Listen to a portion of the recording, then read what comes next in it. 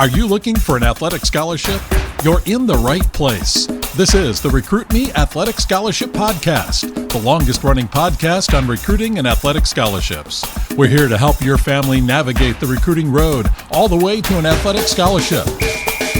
He's a recruiting expert and a dad of 2 college athletes. He has a wealth of experience to share.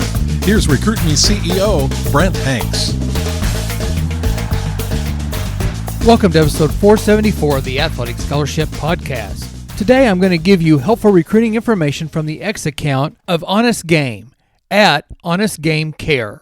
I did basically the same thing in episode 472 from the X account of at D3 Direct.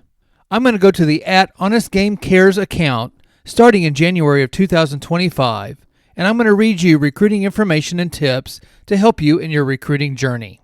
Recruit Me and I do not have any monetary relationship with HonestGame. I just believe HonestGame gives you some helpful recruiting advice and tips. The HonestGame X account opens with this statement: "We are academic eligibility experts. HonestGame technology makes navigating academic eligibility to college sports simple." Their website is honestgame.com. Let's start with a January 6, 2025 post.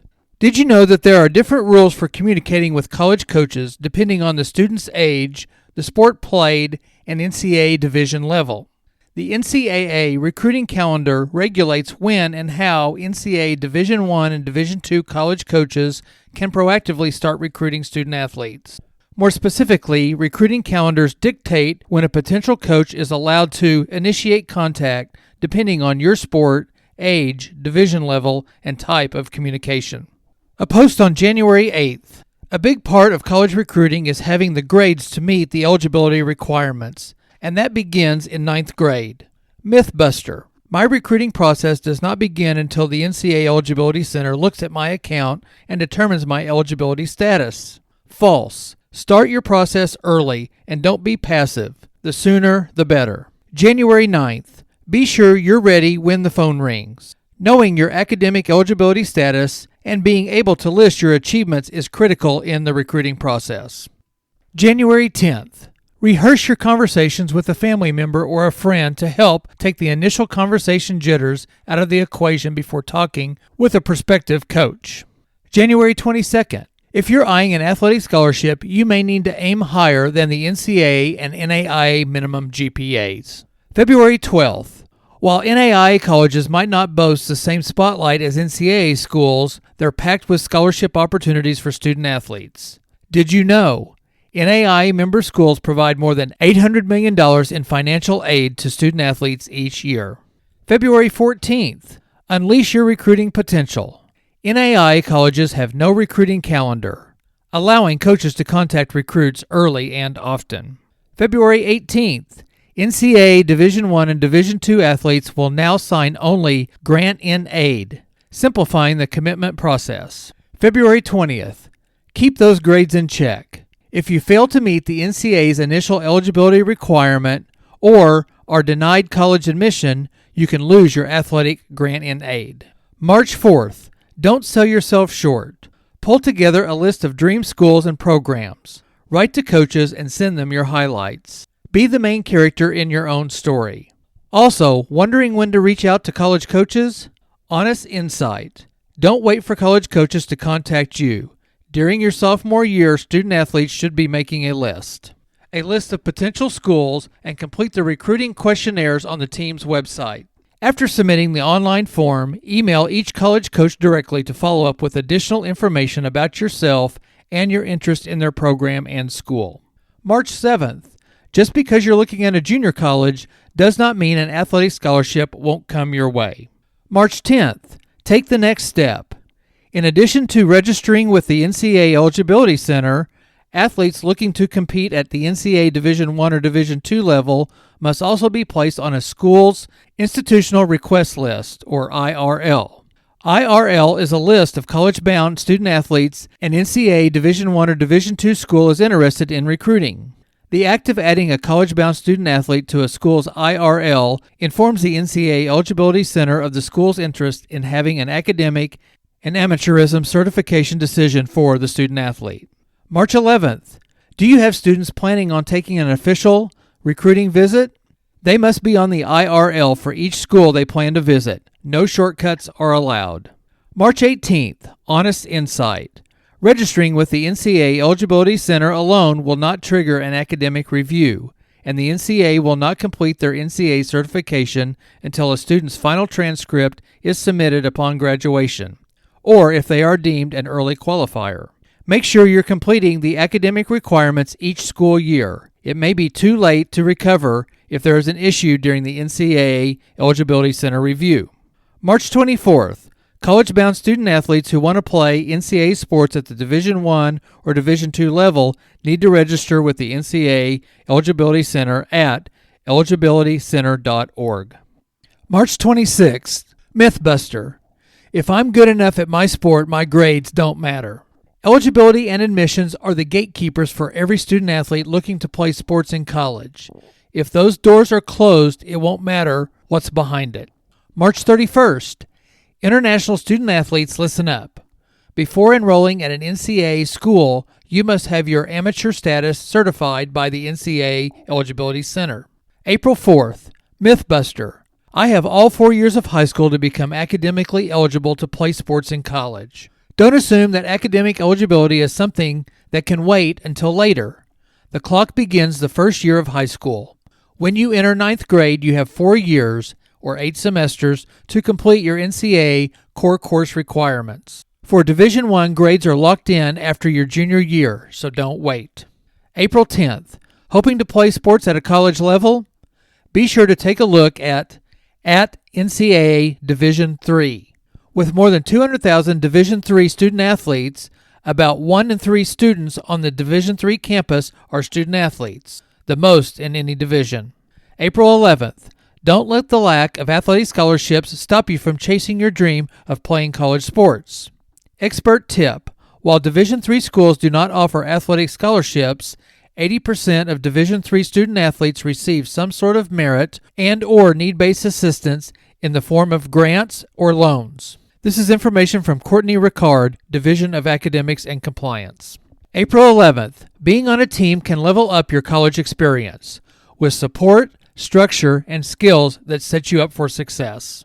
April 29th. It's not just about talent. Yes, coaches want athletes who can help them win, but they're also looking for more than stats. May 16th. Honest Insight. Athletes can email coaches directly or communicate through their club or high school coach. Don't worry if you don't hear back right away. The coach may not be eligible to engage based on the recruiting calendar and its restrictions, or might not be recruiting your graduation class at the time. May 23rd. Even with a full athletic scholarship, it might not cover all of your indirect college costs. Make sure to carefully review your scholarship offer to understand what is included and plan. What do athletic scholarships cover? Full and partial scholarships can be applied toward direct college costs, including college tuition and registration fees, room and board like dorms or on-campus housing, and meal plans, miscellaneous expenses like orientation technology, facilities like gym or libraries, and student activities like Greek life or clubs. May 24th. Can student-athletes combine athletic and academic scholarships for college? Absolutely, but it depends on each playing division and school. There are many student-athletes who earn both academic and athletic scholarships, also known as stacked scholarships, and are able to combine both for a larger financial aid package. June 6th. Unleash your detective skills to kickstart your recruiting journey. Remember, major programs may not list the head coach's email, so include the assistant coaches or the director of recruiting in your research. June 16th. Summer recruiting events are a chance to shine. Don't miss out on these golden opportunities. Honest Insight. Attending a summer recruiting event could put you on a coach's radar, especially if you go head-to-head with their current recruits. June 25th. Did you know? The NCAA 10-7 rule for Division I only requires that high school students complete 10 core courses before the start of their 7th semester. Once the senior year begins, the 10-7 grades are locked in and cannot be replaced by new grades earned. July 10th. Discover why more than 77,000 student-athletes decide to play for an NAIA program. NAIA at a glance. 250 NAIA colleges and universities. The average student enrollment for NAIA schools is 1,400 students. 1 in 4 students are student athletes. An average NAIA school competes in 17 sports. NAIA awards more than $800 million in scholarships. NAIA has no recruiting calendar of any kind. July 14th, questions and answers. Do I need to register with the NAIA if I'm already registered with the NCAA? Yes. Determining eligibility requirements for NAIA eligibility is separate from NCAA eligibility certification. The NAIA and NCAA are different associations with their own set of rules and certification process. July 17th. Colleges may add jersey numbers, not dollars. HonestGame recommends casting a wide net. Your best offer might come from a school you haven't even scouted yet. Honest insight. The impact of the new scholarship and roster updates will vary by college or university. Some schools may expand their rosters without increasing scholarship funding, which could mean more walk-on student athletes receiving no athletic aid and fewer walk-on opportunities overall.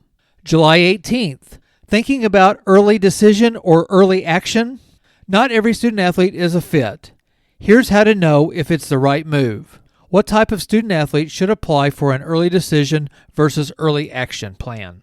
It's a good fit for student athletes who has spent time thoroughly researching different colleges, feels confident this college is their top choice, knows the school is a good fit academically, socially, and location-wise, meets or exceeds the school's typical GPA, test scores, and class rank, has kept strong grades throughout high school. Not a good fit for student athletes who hasn't really explored different college options, is applying early just to get it over with, isn't totally sure that they even want to go to college, is applying early because friends are doing it, needs strong grades this fall to boost their GPA, knows the school's a long shot but feels like it's their only shot. August 13th. Did you know? NCAA academic requirements are the same for all students, even with an approved NCAA EID. August 20th. Does a Division III recruit need to be on a school's IRL? NCAA Division III student athletes are not required to be on a school's IRL and do not need to register with the NCAA Eligibility Center. However, they can register for a free Eligibility Center profile page account. All international student athletes who plan to compete at a Division III school must create and plan for an NCAA amateurism-only certification account. August 21st. What do Aaron Rodgers, Jimmy Butler, and Sheryl Swoopes share? They all started at a junior college school. August 26th. Mythbuster. Once I am deemed an NCAA non-qualifier, I've lost out on my chance of competing at an NCAA Division I school. Some student athletes attend a junior college because they didn't meet NCAA Division I or Division II academic eligibility after high school. However, they can still play at an NCAA Division I school if they complete the requirements. Attend at least 3 semesters at a junior college. Graduate from a junior college. Earn 48 transferable credit hours with at least 6 English, 3 math, 3 in natural science. Earn a 2.5 GPA. August 26th. Just because you're looking at a junior college does not mean an athletic scholarship won't come your way. Honest insight. Student athletes looking at Division I junior college programs are eligible to receive full athletic scholarships, including tuition, books, fees, room and board, and up to $250 in course-required supplies, as well as transportation costs. The Athletic Scholarship Podcast and Recruit Me are effective recruiting resources, and I hope you find them very helpful. But I'm not hesitant to suggest that you use other recruiting resources to help answer recruiting questions. Most resources reinforce the Recruit Me 7 steps and philosophy. The @HonestGame Cares account gives you a variety of helpful tips, most pointing to academics. The account covers all levels of college competition, junior college, NAIA, and NCAA Division I, Division II, and Division III. Marrying other resources with Recruit Me and the 7 Steps to an Athletic Scholarship can inexpensively but heartily boost your recruiting journey. The 7 steps are: Step 1. Select the right schools to contact. Step 2. Write a great introductory email. Step 3. Create your own one-sheet player profile. Step 4. Build your recruiting questionnaire. Step 5. Track your communications. Step 6, send one-page or one-paragraph updates. And Step 7, make your school choice wisely. Go to the recruit-me.com website to get the Recruit Me 3.0 Athletic Scholarship System. For only $39, you get a 200-plus page manual and workbook, plus 3 worksheets to get you results to help you find your right school fit. Thank you for listening, and catch next week's Athletic Scholarship Podcast episode on your favorite podcast app or on the recruit-me.com website.